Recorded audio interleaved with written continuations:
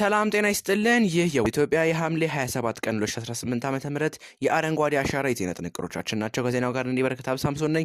እስከ ዜናው ማብቂያ አብራችሁን ሁኑ። በመጀመሪያ ማርዕስተ ዜናዎችን እናስቀድም። በመጀመሪያም እንግዲህ ጠቅላይ ሚኒስትር ዶክተር አብይ አህመድ ዛሬ ጠዋት ላይ ስለ አረንጓዴ አሻራ መልእክት አስተላልፈው ነበር። ስለዚህ የምንመለከት ይሆናል። ከዚሁ ጋር በተያያዘ ደግሞ የአረንጓዴ አሻራው ሲፈጸም ምን አይነት አስተያየት ሰጡ የሚለውን እንመለከታለን። ከባህር ማዶ ዘገባዎቻችን ደግሞ በዛሬው የአንድ ጀንበር 800 ሚሊዮን ችግር የመትከል ሀገራዊ መርሃ ግብር ላይ በመላ ኢትዮጵያ እየተካሄደ መገኘቱን ተከትሎ የዓለም አቀፍ ሚዲያዎች እይታ ምን ይመስላል የሚለውን የምንዳሰስ ነው የሚሆነው። እስከ ዜናው ማብቂያ አብራችሁን ሁኑ።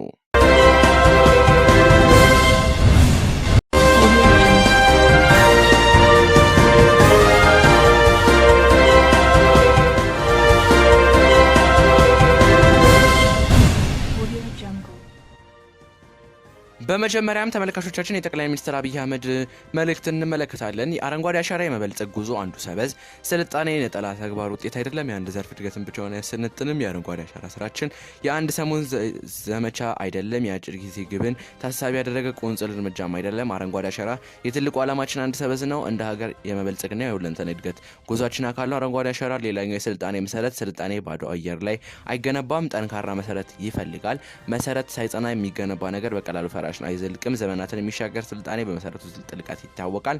የዛሬ አረንጓዴ አሻራ ከብዙ ስልጣኔ መሰረቶች መካከልም አንዱ ነው።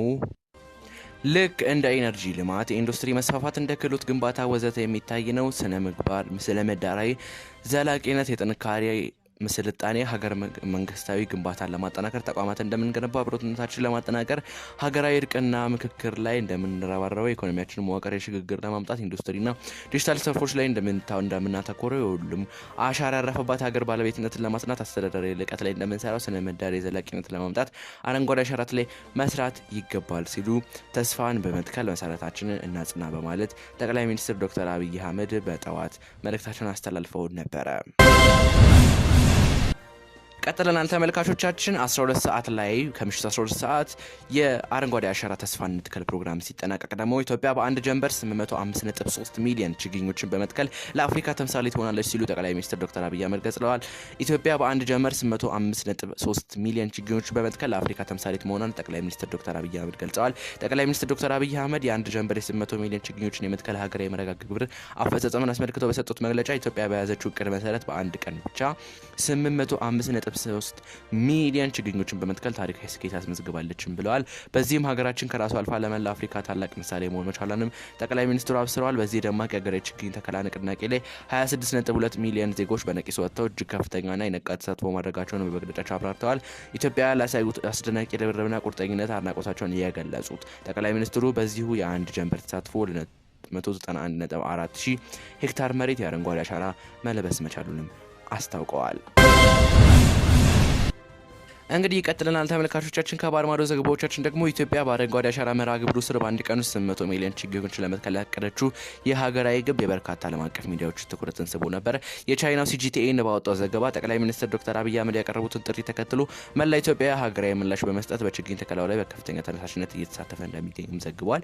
የዘገባ አክሎም ኢትዮጵያ በከፍተኛ ዝግጅት በማድረግ በሀገር አቀፍ ደረጃ 800 ሚሊዮን ችግኞች የአንድ ጀንበር ተከላ መርሃ ግብር በስኬት እያካሄደች መሆኑንም አመላክቷል። የካታሩ አልጀዚራ በበኩሉ ደግሞ ይህ በአይነቱ ልዩ የሆነ የችግኝ ተከላ ዘመቻ ኢትዮጵያ እንደ አውሮፓውያን አቆጣጠር በ2027 የምታስተናግደውን 32ኛውን የተባበሩት መንግስታት የአየር ለውጥ ጉባኤ ወይም ኮፕ ሰቲቱ ዝግጅት በከፍተኛ ሁኔታ የሚያጠናክርና የሚደግፍ ተግባር መሆኑንም አብራርተዋል። የኮሪያ ሪፐብሊኩ ዘኮሪያ ፖስት ያጋራው መልእክት ደግሞ የታሪካዊ ዘመቻ የአካባቢ ጥበቃ እንቅስቃሴ ብቻ ሳይሆን የሀገሪቱን ኢኮኖሚያዊ እና ማህበራዊ ሽግግር የሚያፋጥንም ትልቅ የለውጥ ምሰሶ መሆኑንም አስታውቀዋል።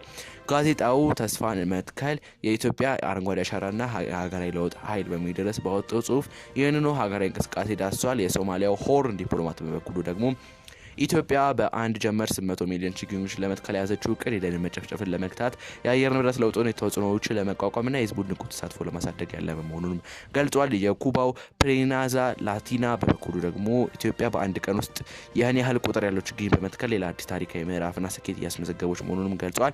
የዩጋንዳው ቻርማር እንዳመለከተው ኢትዮጵያ በአንድ ቀን ውስጥ 100 ሚሊዮን ችግኞች የመትከል ግብ በማስቀመጥ የጀመረችው ይህ ዓመታዊ ንቅናቄ በዓለም አቀፍ ደረጃ ለዘላቂ ልማትና ለአካባቢ ጥበቃ ትልቅ ማሳያና አርአያ መሆኑንም ገልጸዋል።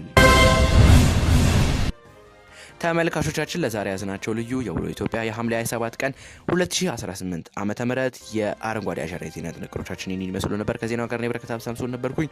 የደቦል ዜና ፕላስ የቴሌግራም ቻናልን በመቀላቀል ሰፊ ዜና ጥንቅር ያገኙ። በሌሎች ዜናዎች እስከምንገናኝ ሰላም።